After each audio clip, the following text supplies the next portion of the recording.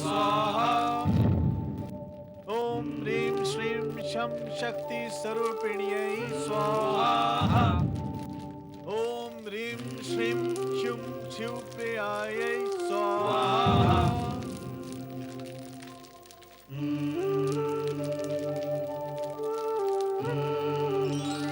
दैत्य शक्ति प्रकट हो।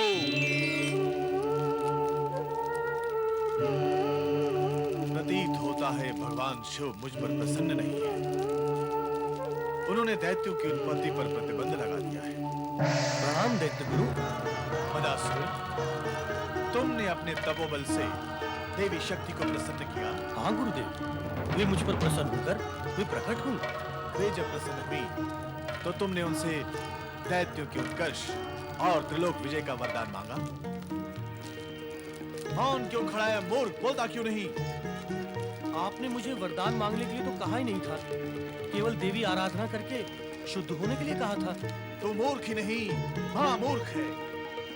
असुरों में केवल शारीरिक बल होता है, बुद्धि बल तो होता ही नहीं। और बुद्धि की शक्ति सदा ही शरीर की शक्ति से अधिक शक्तिशाली होती है। तो अब मैं क्या करूं दैत्य गुरु? मेरे सिर पर अपना सिर फोड़, फोड़ अपना सिर। अब तो कुछ नहीं कर सकता है। अब जो करना है मैं ही करूंगा। अरे तू तो इतना बुद्धिहीन है कि ये भी नहीं जानता तपस्या की जाती है वरदान प्राप्त करने के लिए। तुमने तप किया, देवी प्रकट हुई, फिर भी तुम बिना वरदान प्राप्त किए लौट आए। नहीं दैत्य गुरु, वरदान लेकर आया हूं। अरे तो बुद्धि के बैरी, बोलता क्यों नहीं? क्या वरदान लेकर आया है?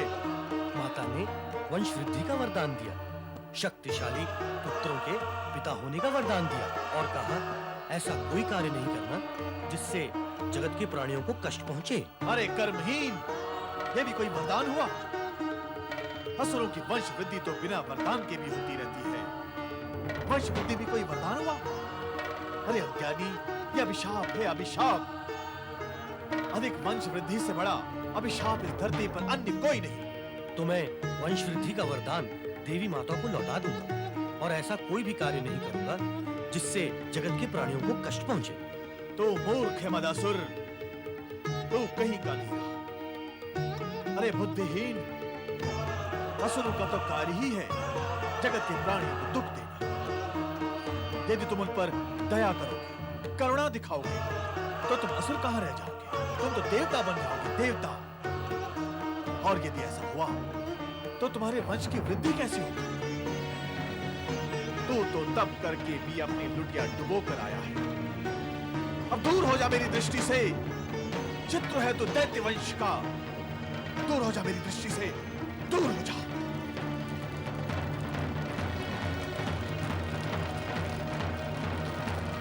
रुक जा मूर्ख, जा कहां रहा है?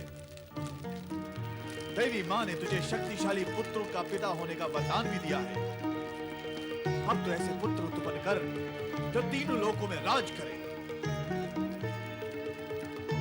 मेरे मुख पर क्या लिखा है जो तू पढ़ रहा है? जैसा मैंने कहा वैसा कर। किसी सुंदरी को अपनी माया से मोहित करके उससे विवाह कर। बिना विवाह के तू कैसे उत्पन्न करेगा पुत्रों को? सुंदरी को मैं कहां ढूंढूं दैत्य गुरु? यहाँ यहाँ यहाँ सुंदरियों का भंडार है।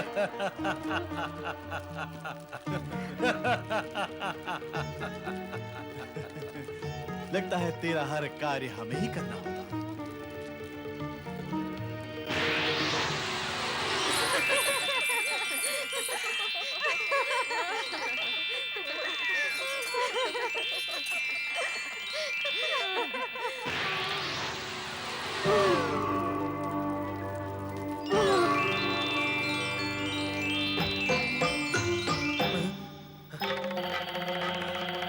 जाओ मदासुर।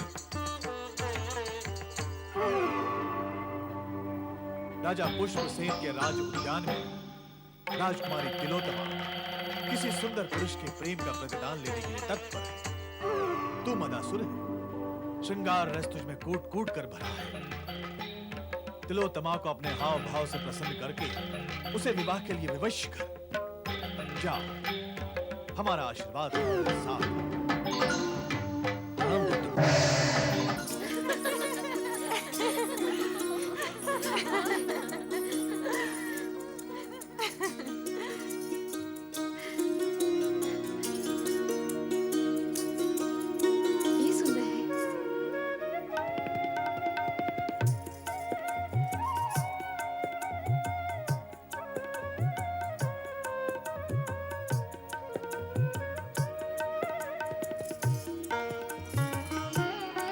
सुंदर, अति सुंदर।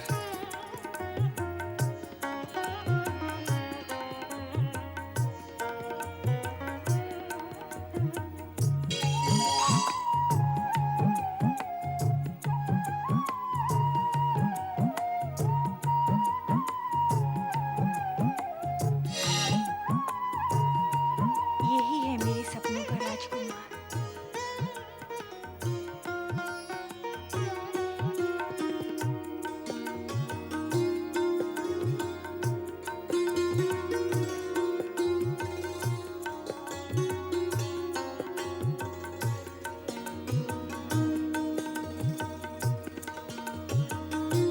मुझसे विवाह करोगी सुंदरी, चंद्रमुखी?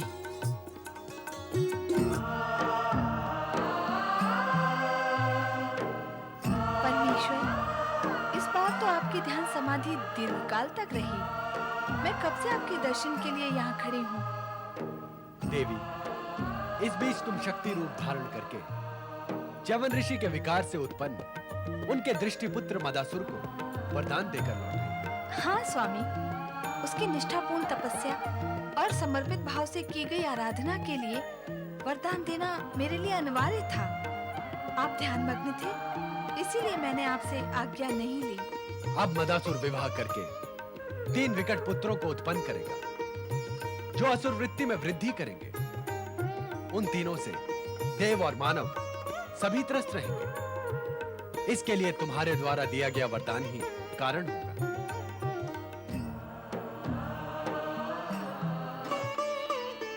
महाराज पुष्पसेन की जय हो। पधारिए मंत्री विशाखदत्त जी। कहिए, क्या सूचना है? सूचना शुभ है राजन। आपके आदेश अनुसार राजकुमारी तिलोत्तमा के स्वयंवर का आयोजन कर लिया गया है और बड़े-बड़े राजाओं को स्वयंवर में सम्मिलित होने के लिए निमंत्रण भी भेज दिया। उत्तम, अति उत्तम। और महाराज, राजपुरोहित जी के निर्णय अनुसार आगामी पौष शुक्ल द्वादशी को राजकुमारी का स्वयंवर होगा। मंत्री जी, अतिथियों के आतिथ्य का भी उचित प्रबंध होना चाहिए। अतिथि सत्कार में किसी भी प्रकार की त्रुटि न रहे। आप तनिक भी चिंता न करें महाराज, इसका प्रबंध मैं स्वयं करूंगा। राजकुमारी तिलोत्तमा को ये संदेश जाकर देना होगा। तुम कौन हो महाशय? तुम्हें देखने के पश्चात तो मैं स्वयं भी नहीं जानता कि मैं कौन हूं। हे सुंदरी, प्रयत्न करके बताएं भद्र पुरुष कि आप कौन हैं? हे चंद्रमुखी, मैं वसंत देश का राजकुमार प्रेम प्रिय हूं। मेरे पिताश्री का नाम मकर ध्वज है। मेरे जन्म के समय ही ज्योतिषियों ने भविष्यवाणी की थी कि मेरा विवाह राजकुमारी तिलोत्तमा के साथ होगा, जिससे मेरी भेंट उद्यान में होगी।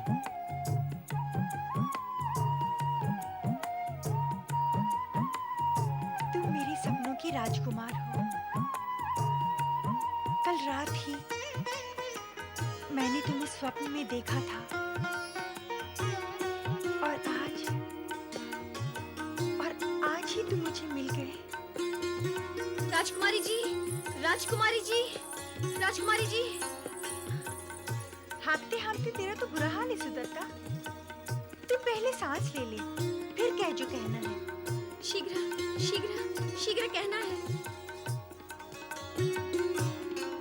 तो फिर कह जो कहना है। राजकुमारी जी, आपके पिता महाराजा पुष्पसेन ने आपके स्वयंवर की घोषणा कर दी है। आगामी पौष शुक्ल पक्ष की द्वादशी को आपका स्वयंवर होगा। अब क्या होगा? मैं स्वयंवर में आऊंगा, तुम मेरे गले में माला डालोगे, फिर हम दोनों एक हो जाएंगे। राजकुमारी जी, राजकुमारी जी, ये कोई राजकुमार था या मायावी था? ओम गं गणपते नमः। ओम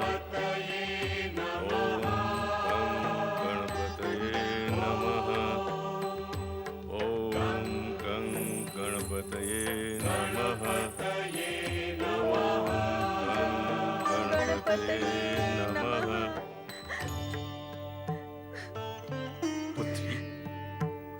तुम्हारे मुख पर यह अवसाद कैसा है? तुम दुखी और उदास क्यों हो? पुत्री, अपने दुख का कारण बताओ। पिता के होते पुत्री दुखी हो, ये तो पिता के लिए अत्यंत घातक स्थिति होती है। पुत्री, अपने दुख का कारण बताओ। पिताश्री, मैं उद्यान में फूल चुन रही थी। उसी समय वहां राजकुमार प्रेम प्रिय आया और उसने मुझे सम्मोहित किया। किंतु फिर वो वहां से अदृश्य हो गया पिताश्री, अदृश्य हो गया। और मेरी सखी सुदत्ता कहती है कि वो मायावी है। चिंता न करो पुत्री, भगवान श्री गणेश हर आने वाले संकट से तुम्हारी रक्षा करेंगे। तुम्हें सच्चे मन, भक्ति भावना और निष्ठा के साथ भगवान श्री गणेश की आराधना करनी चाहिए। अवश्य अवश्य पिताश्री, मैं श्री गणेश की आराधना अवश्य करूंगी। गणपतये नमः। दैत्यगुरु, मैं राजकुमारी तिलोत्तमा से मिलकर आया हूँ, किंतु उसका स्वयंवर तो निश्चित हो गया है और वो स्वयं आशंकाओं से पीड़ित है। ऐसी स्थिति में मुझे क्या करना होगा? मेरा मार्गदर्शन करें दैत्यगुरु। आशंकाओं से पीड़ित तुम भी तो हो मदासुर। देवी शक्ति के वरदान के अनुसार तिलोत्तमा ही तुम्हारे तीनों शक्तिशाली असुर पुत्रों की माता बनेगी। इसमें चिंता और आशंका का कारण क्या है? उसके स्वयंवर में तुम्हें इसी रूप में उपस्थित होना चाहिए। वो निश्चित ही तुम्हारे ही गले में वरमाला डालेगी। तो मुझे पुनः उससे भेंट करनी होगी। प्रणाम दैत्यगुरु। ओम गं गणपतये नमः। ओम गं गणपतये नमः।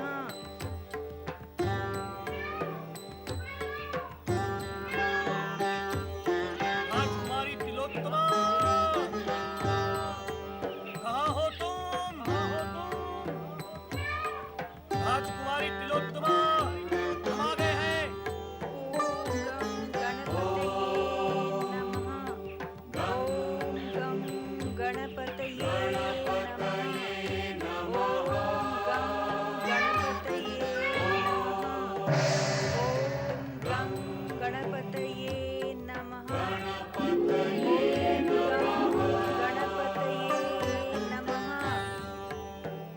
ओम गं गणपतये नमः। ओम गं गणपतये नमः। तिलोत्तमा, प्रभु श्री गणेश, मैं आपकी शरण में हूँ प्रभु। मेरी रक्षा करें भगवान, मेरी रक्षा करें। चिंता न करो तिलोत्तमा, हम सदा तुम्हारी रक्षा करेंगे।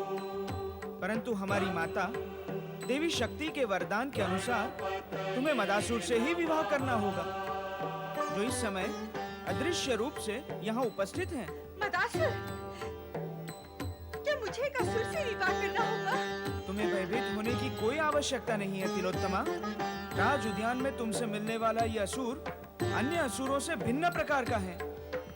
ये महर्षि च्यवन का दृष्टिपुत्र है तथा श्रृंगार रस से इसकी उत्पत्ति हुई है।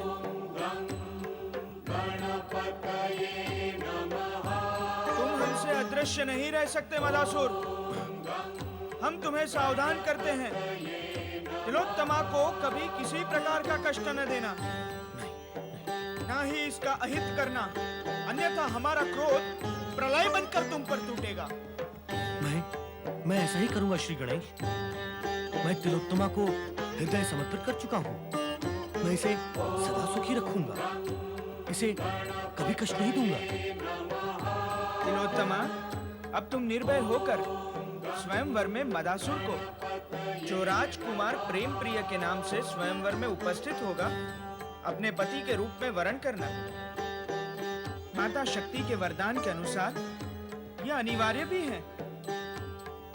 हम माता के वरदान में कोई हस्तक्षेप नहीं कर सकते, परंतु विश्वास रखो, हम सदा तुम्हारी सहायता करेंगे।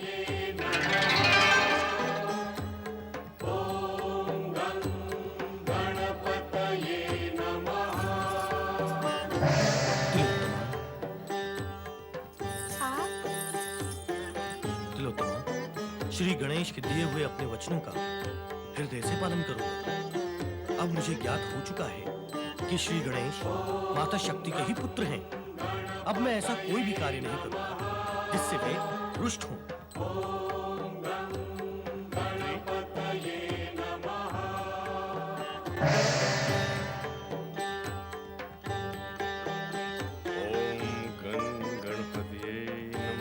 पिताश्री, अभी श्री गणेश ने मुझे दर्शन दिए और माँ शक्ति के वरदान के अनुसार राजकुमार प्रेमप्रिय से विवाह करने का आदेश भी दिया।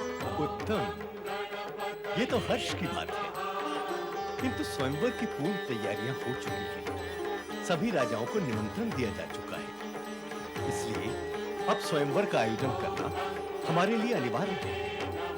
भगवान शिव के पुत्र श्री गणेश की कृपा तुम्हें प्राप्त है और स्वयंवर में अपना मनपसंद वर चुनना तुम्हारा अधिकार है। अतः तुम राजकुमार प्रेमप्रिय के गले में वरमाला डालकर श्री गणेश का आदेश पूर्ण करो।